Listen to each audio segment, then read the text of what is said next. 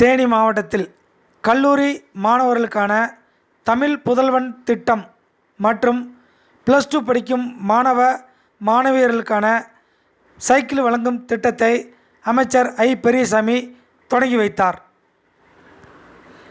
தமிழ்நாட்டில் உள்ள அரசு மற்றும் அரசு உதவி பெறும் பள்ளிகளில் தமிழ் வழியில் படித்து உயர்கல்வி படிக்கும் மாணவர்களுக்கு மாதம் ரூபாய் 1000 வழங்கும் தமிழ் புதல்வன் திட்டத்தை கோயம்புத்தூரில் தமிழ்நாடு முதலமைச்சர் இன்று தொடங்கி வைத்தார். இதனைத் தொடர்ந்து தேனி மாவட்டத்தில் உள்ள 38 கல்லூரிகளில் படிக்கும் 3292 மாணவர்களுக்கு மாதம் ரூபாய் 1000 வழங்கும் தமிழ் புதல்வன் திட்டத்தை அமைச்சர் பெரியசாமி இன்று தொடங்கி வைத்தார்.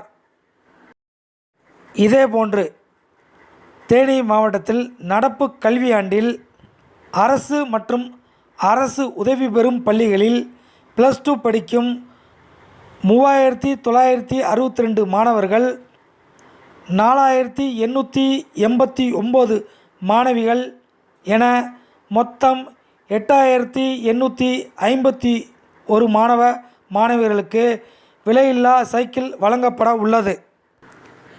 இந்நிலையில் முதற்கட்டமாக ஆண்டிபட்டி சட்டமன்ற தொகுதிக்குட்பட்ட குன்னூர் அரசு ஆதிதிராவிட மேல்நிலைப் பள்ளியில் 24 மாணவர்கள், 22 மாணவியர்கள் என 46 மாணவ மாணவியர்களுக்கு விலையில்லா சைக்கிளை தமிழ்நாடு ஊரக வளர்ச்சித்துறை அமைச்சர் பெரியசாமி தொடங்கி வைத்தார்.